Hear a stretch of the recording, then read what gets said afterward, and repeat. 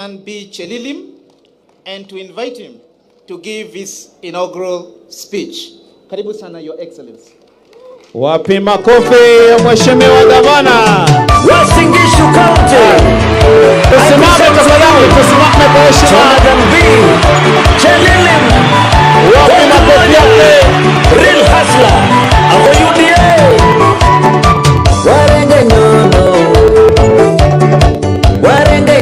Sawa DJ, kwa heshima nitaomba tuketi.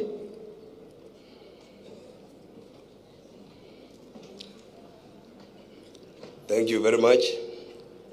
The presiding judge, Honorable Justice Professor Joel Ngugi, members of parliament and county assembly members present, excellencies and the diplomatic community, distinguished guests, ladies and gentlemen, good afternoon.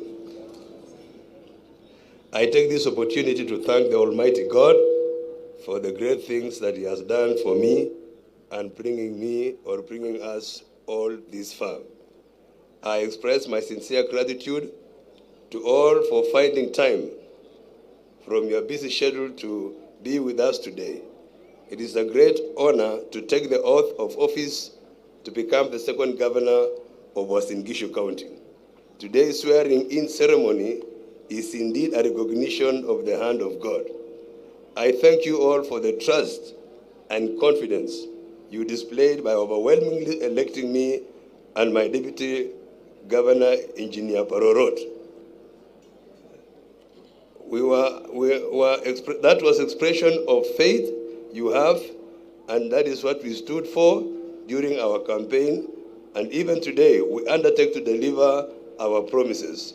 I commit to remain connected to you, the residents of Uasin Gishu, be a symbol of your aspirations, hope, and prosperity, and to serve you to the best of my ability. My appreciation goes to my family, my friends, and my campaign secretariat for your incredible support, prayers, encouragement, and commitment throughout the campaign period. Each of you made sacrifices that I will forever be grateful for. Through your resolve to stand with me in my quest to become the governor, you made what seemed impossible a possibility. And to all of you, I say thank you. I also wish to thank the outgoing governor, who is today's senator-elect for Uasin Gishu, the foundation of our county as our first governor. I wish to also take this early opportunity to congratulate all the elected leaders of this county, senator, women representative, members of National Assembly, and members of the County Assembly, and I assure you all that my administration looks forward to working with you in achieving our objectives. Ladies and gentlemen, my political journey has not been easy. It has been over 20 years of failing and rising up again and again. As I am being sworn in today as the governor, my mind reflects back to those years and recollect on the people who stood steadfast with me, those who branded me a failure, those who despised my humble background. However, as roses have thorns and thorns have roses, there are certainly beautiful stories in this journey. The significant one being the brand name Kotimoja, and despite that, turned into a winning brand.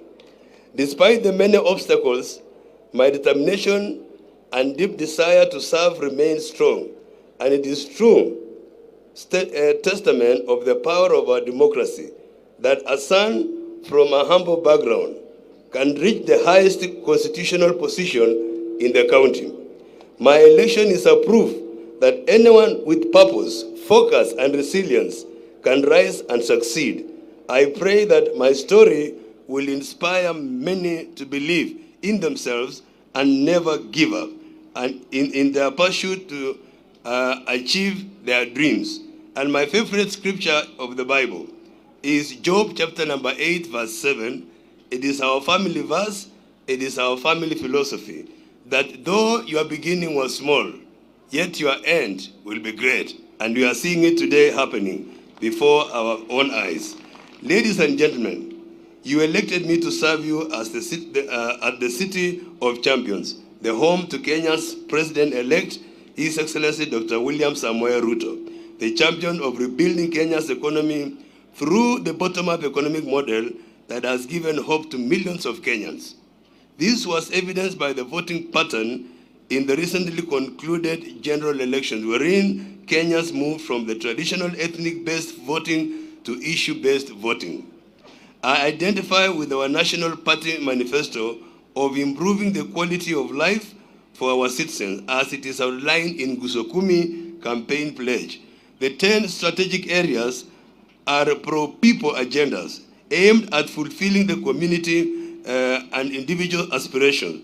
My team and I will work towards making Uasin Gishu a model county in the economic transformation, working closely with the national government and other elected leaders. Ladies and gentlemen, my government will be proactive in responding to the needs of the residents, and I will adopt a participatory or participative approach. We will provide equal opportunities to all and promote sustainable development, exercise transparency, and leverage the use of technology to make a government that is visible and responsive. As we begin a new chapter, my government, through policy intervention and strategies, will facilitate all sectors to establish institutional structures to attain economic development that promotes sustainable wealth creation through the Ngusokumi platform. We will align the economic policies in the manifesto with county strategy and county integrated development plan to make them achievable. As stated, my agenda for the people of Uasin Gishu, my government will focus on the following 10 pillars. The one you know very much is agriculture and food security, health, ICT and e-government, trade, industrialization, cooperatives, and enterprise development, education, youth, sports, culture, and tourism. 6, infrastructural development and public works. 7, water, environment, and natural resources. 8, land, housing, and physical planning. 9, public service management. And finally, Eldoret municipality. Ladies and gentlemen, agriculture is the key driver of our country's economy, and to a large extent, the national economy, with our county being the breadbasket of the country.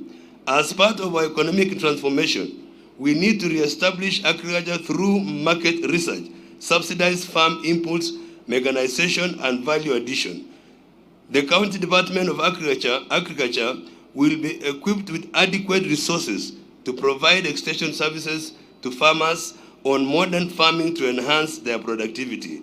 As an alternative, we will introduce high-value crops. They are already introduced, but will enhance and fast-track to such as avocados, coffee, macadamia, and other short-term crops such as potatoes to supplement traditional crops for food security and economic empowerment. On dairy farming, we will provide farmers with mobile artificial insemination AI services to improve their breed in the short term and establish a state-of-the-art AI center in the long run for sustainability. We will also support farmers cooperatives and facilitate the diversification of agriculture activities to include fish farming, beekeeping, beef, poultry, and pig farming. On health, as the old saying goes, health is wealth. Health is the key greatest asset for human beings, and as such, it is a great priority in my government to ensure that the residents have access to quality, affordable, timely, and dignified healthcare services. My administration will allocate sustainable resources for hiring and retraining qualified medical practitioners. We will modernize, digitize, and equip our hospitals and sub-county health centers with essential infrastructure and medicine. I pledge to upgrade the Uasin Gishu County Hospital to include palliative care, cancer diagnosis management, and dialysis unit. In the spirit of universal health care, we will partner with the national government, donors, and all other stakeholders in the health sector to step up investment in health care. We will partner with medical training institutions, private and faith-based hospitals for continuous medical checkups across the county for early diagnosis. We will partner with NHIF and use the existing structures within the county to sensitize the residents to take up health insurance and facilitate their enrollment into a subsidy program for the aged and the people living with disability. In education sector, ladies and gentlemen, education is extremely important, building block in human development, and it's a great social equalizer in life. I have always been a believer in education, and I've dedicated my life to motivate and look for opportunities for the youth to access quality education. Focusing to improve educational standards in the county, my administration will provide better trained teachers at the early childhood development, the ECD level, and provide the necessary supporting infrastructure based on needs assessment. My administration will review the existing partnership and explore new partnerships that will open up opportunities for the youth to study internationally, while encouraging others to study in our tertiary, the very popular program called TVETS institution through increased bursary. This will enable the youth again gain skills that will make them competitive nationally and internationally. Ladies and gentlemen, on infrastructure, my government will give priority to projects that address the needs of the community, arising from public participation. And as we prepare for the city status, we will maintain the existing roads and continue opening up the town through increased road networks. To maintain high standards and ensure quality, we will revamp the road inspection unit through legislation to ensure that roads are done to the required quality. In addition, to spur our 24-hour economy, as street lights will be provided for in shopping centers and estates. In close liaison with national government, we will focus on increasing access to electricity in the county. We will prioritize local contractors with special focus on youth, women, and persons with disability to improve their economic status. Payment to contractors will also be done in timely manner upon evaluation and inspection of completed projects. Ladies and gentlemen, on water, environment, and natural resources, we all know water is life. And as I was moving around campaigning, I can't forget a phrase from Mama from Moiben, a place called Karuna Maibeki, where she said in Kalenjin, Meje bigo pego, Meje bigo pego. And what I heard was Meje big peg. So on water, with the aim of improving the standards of living for residents of the county, we will ensure access to affordable, clean, and safe water and sanitation services. The long-term plan for my government is to ensure 60% of the residents have access to clean water by 2024. Our plan is to rehabilitate the existing dams and make them functional to provide water to the nearby communities.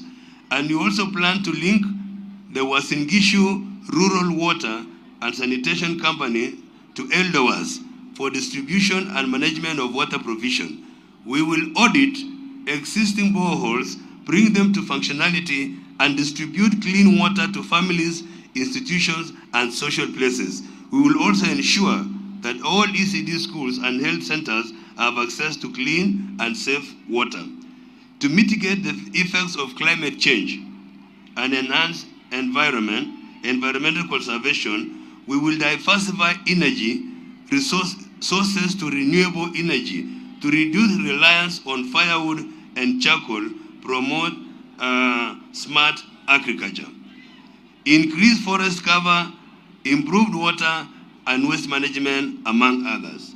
On public finance, county governments depend on revenues allocated annually.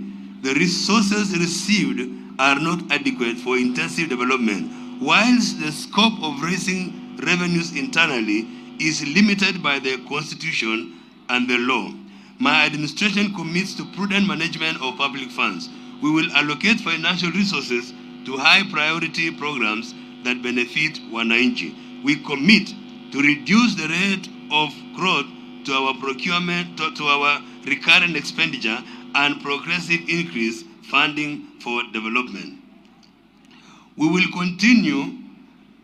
continuously engage the national government and investors, both local and foreign, to support implementation of our county integrated development plan and county activities as we prepare to receive the status within 1 year or so as a city. On public service management, my government will be responsive to the needs of the residents by providing quality, accessible services. A motivated staff translates to provision of better services to the people. This will be achieved through promotion of staff as per the scheme of service, continuous training and human resource development, ensuring the transparency and accountability in all county operations, and enforcing professionalism to realize zero tolerance to corruption and all forms of malpractices. I will support, coordinate, and facilitate performance management to ensure effective service delivery for efficient utilization of public resources.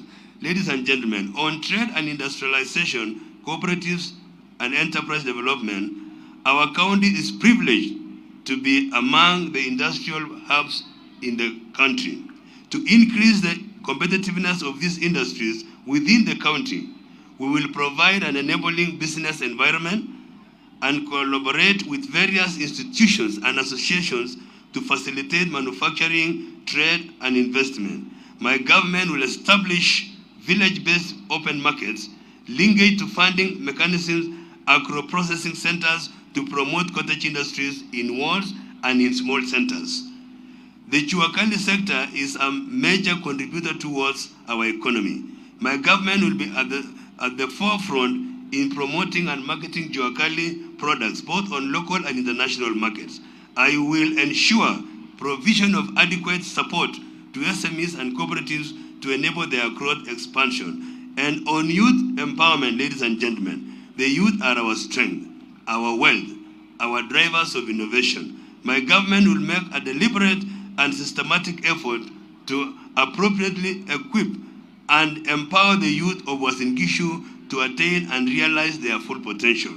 High unemployment remains one of the greatest challenges facing our country. Currently, 70% of unemployed people in Kenya are the youth due to unavailability of adequate opportunities. In order to tap their immense potential, harness their talent, knowledge, expertise, and energy, my government will do the following. 1, ensure that 40% of the tenders are awarded to youth and women through access to government procurement opportunities program, what we call ACPO.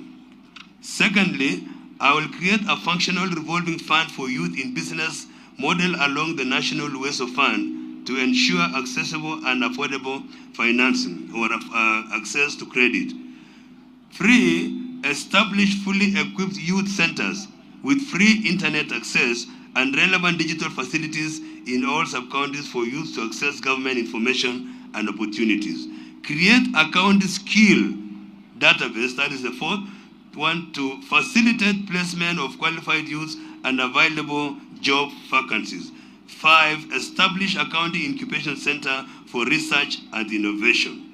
On sports, ladies and gentlemen, as we are aptly known as the City of Champions, this county boasts of various renowned athletes, and I do salute all the athletes for the recognition they have brought to Uasin Gishu and Kenya.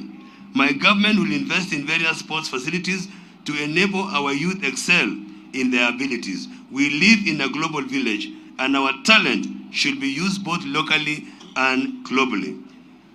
Football, among other sports, is key foreign exchange earner for West African nations, where their footballers trade their skills in Europe and other continents. It is time our athletes are supported to enhance their God-given talent and compete out there, earning decent living ultimately translating into increased revenue for our county and the country at large.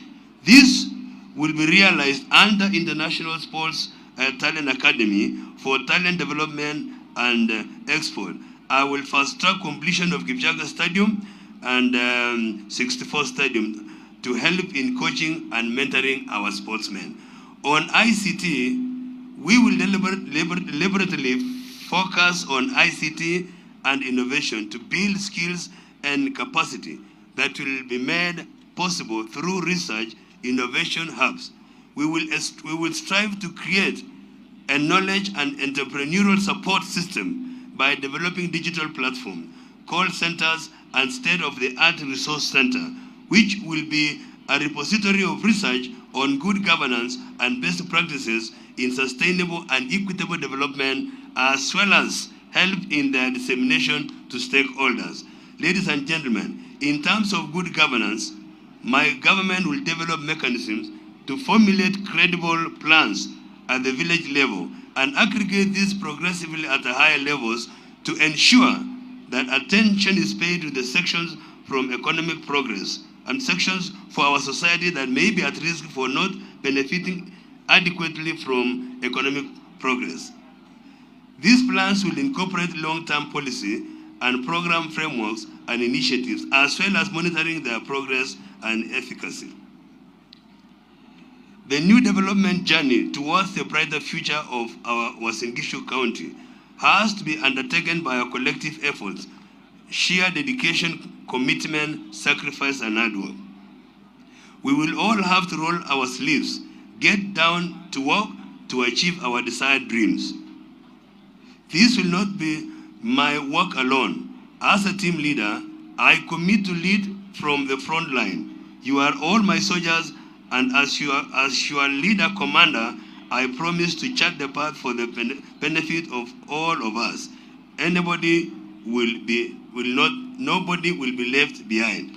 As this county has immense opportunities with great people, my focus will be to transform structures, systems, and processes to ensure the residents' lives change for betterment and for wealth creation. My office will have a governance delivery unit that will actively monitor and evaluate implementation of programs and initiatives, including identification of needed resources to strengthen probability of success and scope of delivery.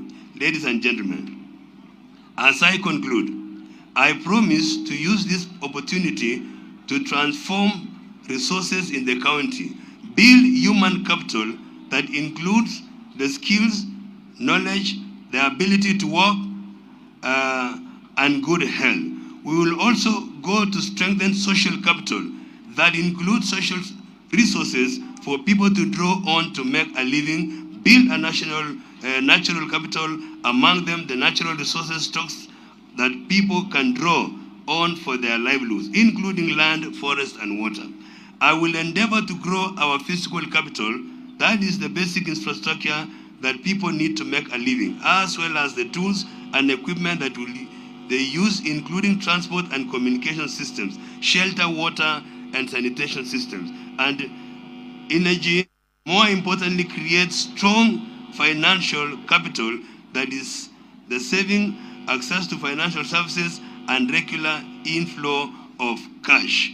Finally, I am once again humble and grateful that you have given me the opportunity to serve you as your servant. As you are all aware, I am the Governor wa Raia. I will endeavor to deliver services promptly and consistently, be available to our people, listen to them, and have an open channels to communication and remain accountable. I will form and sustain working partnerships with communities, civic, religious, and community organizations, NGOs, the private sector, to benefit all residents of Uasin Gishu. It is my hope that you will leave here today with renewed hope for a better future for you, your families, and generations after us. I will close with this famous saying by Mahatma Gandhi: better be the change you want to see and let me say, be the change you want to see in Uasin Gishu County. God bless you. God bless Uasin Gishu. God bless Kenya. Asanteni sana. Asanteni sana. Wapi makofi ya mheshimiwa gavana? Jalilim, Gavana, Jalilim, Gavana, koti moja, Gavana, koti moja. Wacha niseme kwa Kiswahili kwamba leo imekuwa sikukuu, na nimesema kwa uwezo wa Mungu na kwa uwezo wenu tutabadilisha Uasin Gishu County.